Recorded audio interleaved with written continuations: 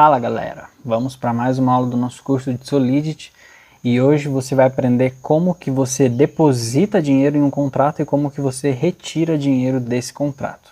Dinheiro eu quero dizer mais especificamente o token nativo de uma blockchain. Mas antes de tudo, só para lembrar vocês que a apostila com a versão em texto dessa aula está aqui na descrição e você também encontra o link para a comunidade Web3Dev. Caso você tenha alguma dúvida, queira conversar sobre desenvolvimento blockchain, é uma comunidade focada em software descentralizado. Vamos lá. Então, por que eu mencionei a questão do dinheiro nativo? Porque quando a gente faz transferências de tokens ERC20 é diferente, para isso tem uma aula aqui no canal. Então, quando você vai fazer transferências, por exemplo, se você está na rede Ethereum, você vai estar transferindo Ethereum nativo. Se você estiver na rede Binance, você vai estar transferindo BNB. Se você estiver na rede da Polygon, você vai estar transferindo Matic. Então, a moeda nativa da blockchain que você está implementando esse smart contract vai exigir que as suas funções sejam pagáveis para que o seu contrato possa receber dinheiro, né? O seu contrato pode receber esse dinheiro sem a função pagável, mas aí o seu contrato pode lidar de outra forma, né, com uma função fallback, por exemplo, mas aí é um outro caso mais específico. A gente sempre implementa uma função para que o seu contrato processe o recebimento de dinheiro, atualize os saldos, etc, né? Ele pode receber mesmo que você não tenha, mas é bom implementar. Então, e para você poder enviar esse dinheiro para fora do seu contrato, seja para colocar em outro protocolo, seja para enviar para outra pessoa, fazer qualquer coisa que você queira, esses endereços para os quais você vai estar enviando precisam ser endereços pagáveis também. Então, para isso a gente usa a instrução payable, né? Vamos criar a primeira função aqui, por exemplo, deposit. Ela é external e aqui tem que ter o parâmetro payable, para você indicar que é uma função que vai estar recebendo Ether, né? E aqui a gente pode colocar qualquer coisa ou pode não colocar nada, né? Por exemplo, um return true, só para indicar que ela recebeu. Mas aqui a gente coloca o parâmetro returns bool. E a gente pode criar algumas restrições, né? Digamos que você implementou um contrato que só recebe um Ether, um BNB, né? Se você, independente da rede que você esteja, é muito importante que você entenda o conceito de EVM, que a Binance, Matic, Arbitrum, várias outras blockchains são uma cópia da rede Ethereum principal. Então todas elas estarão usando essa palavra-chave, né? Então 1 Ether, 2 Ether, Wei, Gwei. Então isso são instruções que vêm da rede Ethereum, mesmo que você esteja na rede Binance ou outro. Quando você referenciar 1 Ether dentro da rede Binance, você está se referindo a BNB. Se tiver alguma dúvida, por favor, deixa aqui nos comentários. Então, digamos que você você quer que o seu contrato, essa função receba, né, somente 1 Ether, ou somente 0.1 Ether, ou whatever. Essa instrução, esse dado de quanto foi enviado, está guardado dentro da variável built-in chamada msg.value. Então, por exemplo, que a gente coloca aqui um require msg.value seja maior do que 1 Ether, por exemplo. Se não aceito. O erro, né, ele retorna um erro. Então, se passar, se for maior do que 1 Ether, ele vai, vamos colocar maior igual do que 1 Ether, ele vai passar, senão ele vai quebrar. Então, vamos fazer deploy aqui, desse contrato. Então, se eu chamar a função deposit agora, quebrou, porque eu não passei nenhum valor. Então, usando o compilador aqui do Remix, a gente consegue alterar aqui, ó, 1, 2, 3, 4, passar o número de Ethereums que a gente quer que envie nessa transação. Mas se isso estiver sendo feito lá no back-end, ou em qualquer outro lugar que não seja dentro do Remix, vai ter que ser montada a transação, né? A chamada de contrato e envio de Ether na mesma transação. Então digamos que eu coloco aqui, ó, 1 Ether, não passou. E se eu colocar 2 Ethers? Passou, porque mas devia ter passado no maior ou igual. Vamos ver aqui por que ele não passou. 1 Ether. Ó, passou. Eu acho que eu não tinha alterado o 0, né? Mas você entendeu aqui. Então que tem que ser 1 Ether ou 2 ou mais. Se eu tentar mandar aqui 0 Ether, por exemplo, ele quebra. Ou se for 0.5, né? Porque o Wei é a quantidade, são 18 casas decimais de Ether, né? Então digamos que para a mesma coisa que isso aqui, ó, com 18 casas decimais, equivale a 1 Ethereum. Se eu tentar mandar menos do que isso, tipo 9, ó, isso aqui é menos do que 1 Ethereum, porque está em Wei, é a casa decimal de Ether. não vai pagar. Ele só aceita se for um Ether ou mais, porque a gente criou essa instrução aqui.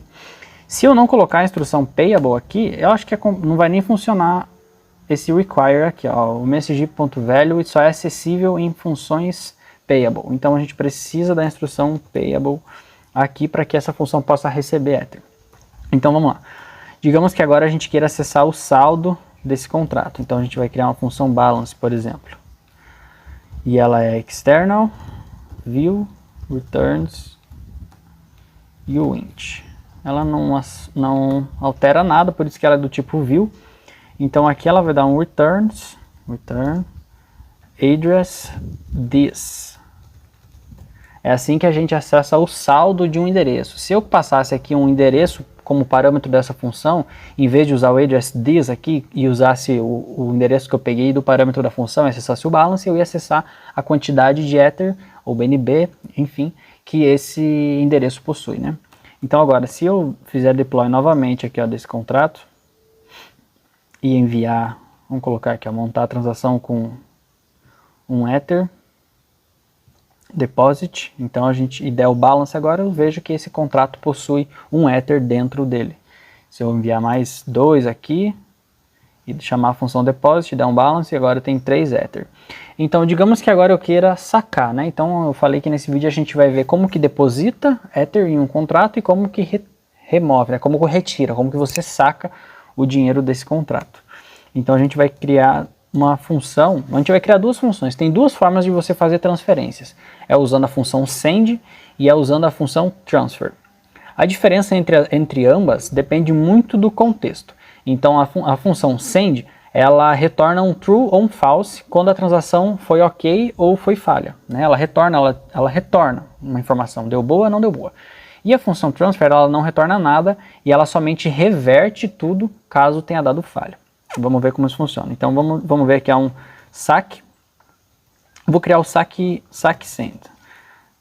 Ou melhor, que é o withdraw.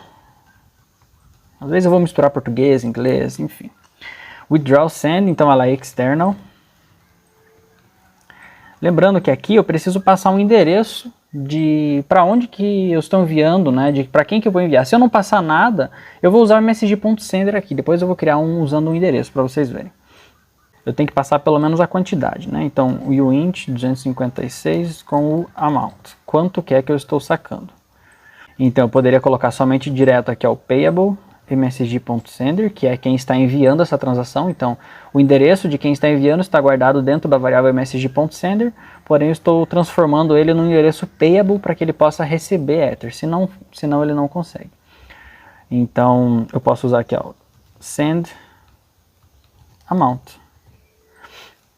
E isso aqui já vai funcionar. Porém, repara que ele até deu um warning aqui, ó, porque ó, a condição é ignorada o retorno dela. Então eu deveria usar o transfer, porque eu estou ignorando o retorno dela, né? Então eu poderia fazer algo assim. Então, if, se isso aqui for true, faça isso, que é, por exemplo, return true, ou faça qualquer outra coisa, caso a transação aconteça. Se não, retorne false, caso a transação falhe ou qualquer coisa aconteça. Aqui eu preciso adicionar o returns.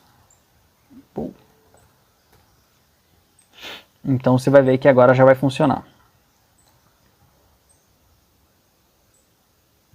Eu vou implementar a função transfer, tá, para vocês já verem como é que funciona. Então digamos que seja um withdraw transfer com o uint amount e o address. Eu não vou sacar para mim mesmo, né? Eu que estou chamando a transação ou qualquer que seja a carteira que chama a transação. A função withdraw send, ela envia direto para quem chamou a transação. Mas a função withdraw transfer, ela vai sacar para o endereço que foi passado para ela.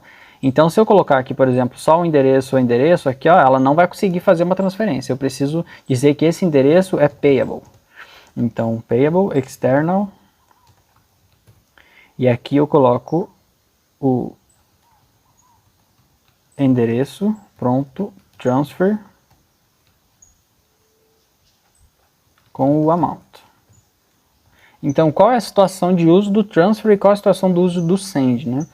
Então, depende muito do caso de uso, como eu falei. Mas, por exemplo, vamos simular uma situação onde você tem um protocolo de ELD que uma vez por mês, uma vez por dia, uma vez por bloco, enfim, ele realiza uma transferência ele paga os dividendos para uma lista de endereços. Então um monte de endereços colocaram Ether dentro desse contrato e ele faz aplicações no Wave, em qualquer outro tipo de contrato, ele consegue um rendimento e na hora de pagar esse rendimento ele percorre um loop e vai pagando as transferências para todos esses endereços. Ele vai fazer um monte de transferência, né, para cada um desses endereços. Se a gente usar a função transfer, ele vai pegar o array, né, aquela lista de endereços, e vai começar a transferir para um, para outro, para outro, para outro, para outro, para outro.